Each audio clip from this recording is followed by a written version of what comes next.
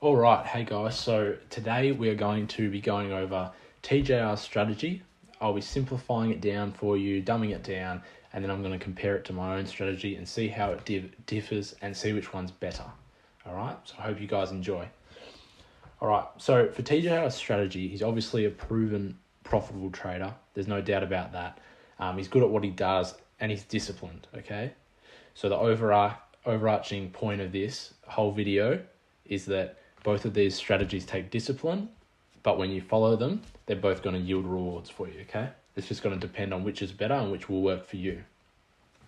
So for TJR's strategy, he starts with a 4-hour bias, okay? So he's going to take it to the 4-hour. I'm just going to get these out of the way. He'll take it to the 4-hour and see what the market's looking like, okay? So if he was to have his bias, he's obviously going to have a large breaker structure here, which is going to tell him that it is a bullish landscape, but we're starting to pull back, okay? After every big move, there's always going to be a pullback. So you would think that his bias in this situation would be bearish, okay? Just for the day, all right? So we'll step it down to the 15-minute, okay? And his next part of his strategy is going to be to look for breaks in the market or marking structure, okay? So just here, he just marks internal structure. So we've got a little breaker structure there, okay? And then what he would be looking for would be for price to then come into either this order block just here or the fair value gap and imbalance just here, okay? So if we look at that further down, obviously we don't get anything here that we want, which is fine, but we do get a breaker structure here, okay? So what that would look like, he would then mark out all of this imbalance here, and that might be a zone for him to trade off. Then finally, say he confirms at this wick, he then will target a 2 risk to reward, okay? And just like that, it's just following order flow, and it's a really effective way of trading, all right? And then also what TJR will do, he will have points along his 2 risk to reward where he takes profits off the table and sets to break even. So what that does, it does mitigate your final result, your final profits. But, you know, if it gets down to, say, this bit here, the first take profit and then reverses, you've at least locked in some profit. So you might not be making larger returns, but in the long run, it will probably tend to add up, okay? So where's that? Okay, we'll bring this back down here just so you can get a good look.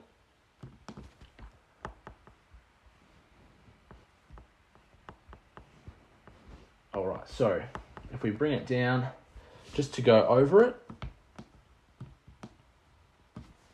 All right, so we get our 4-hour bias, which is bearish in this case, as we went over before.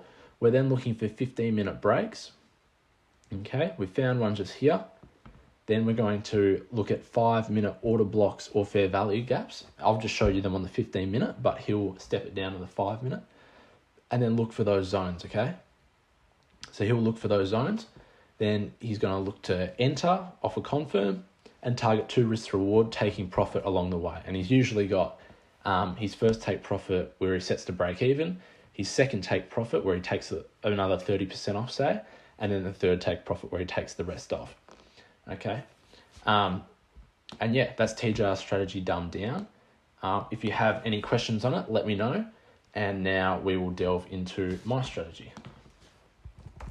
All right. So TJR exclusively trades the S&P 500, to my knowledge, whereas I trade the Australian dollar, okay? And the reason for that is I am Australian, so when there's the most volume in the market, I'm awake, whereas if I was to trade the S&P 500, I'd be up at midnight every night, which is just not sustainable. So obviously there's a little bit of difference there. He's in futures and I am in Forex. Okay, so what my strategy entails is it's a lot simpler.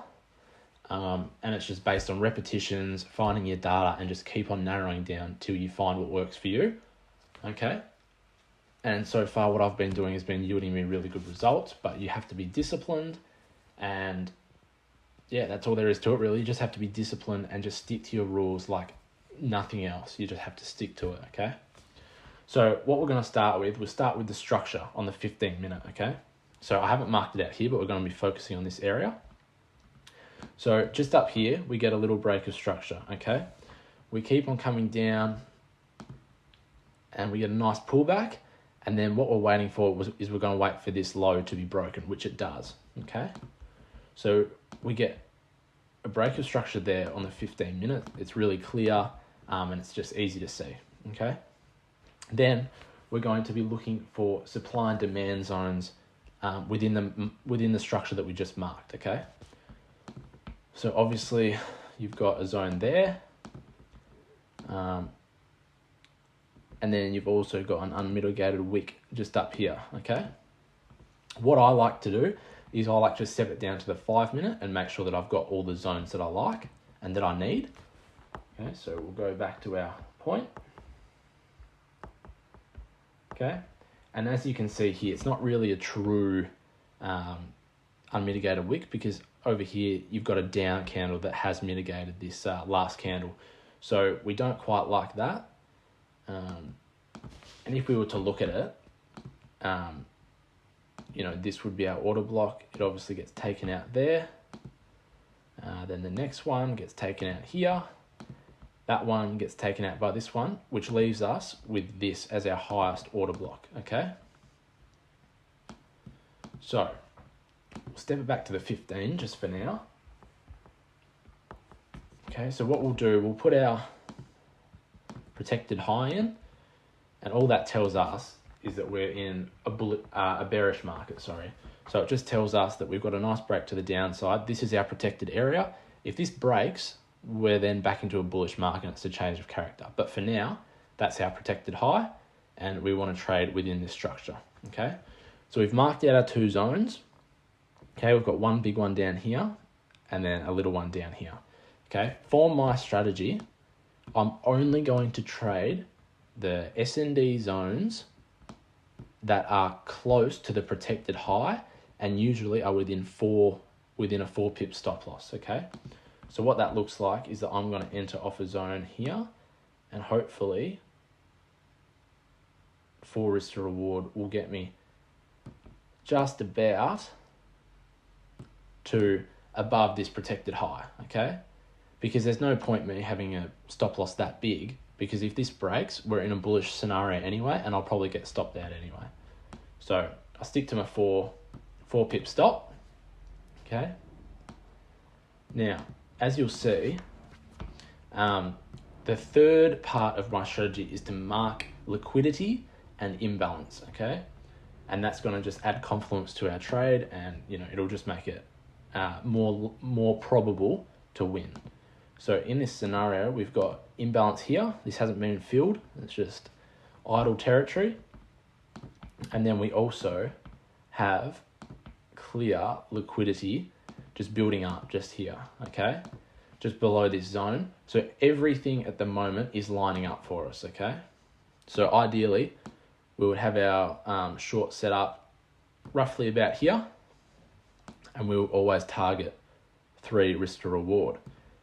Okay, the last thing is we need a confirm, okay? Because if this gets to our zone,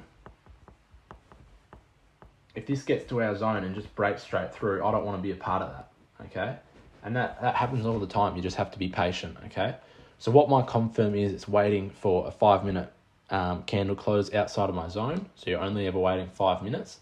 And as you can see, if I zoom right in, I just need to make sure I've got the bottom of this wick, because that's the order block. Okay, so we tap in on this white candle, and that's where we would enter. Okay, so we're entering at the bottom of this down candle, because it tapped in and then closed below. we're targeting 3 risk to reward. And as you can see, that reached 3 risk to reward in a space of about 1 hour. So in 1 hour, we made 3% there using that strategy. And what I like about it is it's simple. You don't have to have a bias. It's just simple. It's repetitive. It's easy in a bearish situation, a bullish situation. And it's just all about patience. You're dealing with a higher time frame with the 15-minute and the 5-minute, as opposed to people that like to trade with order flow on the 3-minute or the 5-minute as their larger time frame. But yeah, it's a really simple strategy. I preach about it on my channel. And if you want to learn more about it or get help, feel free to join the Discord or subscribe to the channel, and I'll keep ramming it home for you. So yeah, if you like the video, subscribe, like, comment, follow me on Twitter. And yeah, I hope you enjoyed. Both these strategies work. They're proven, but you just got to be disciplined. And yeah, let me know what you think in the comments.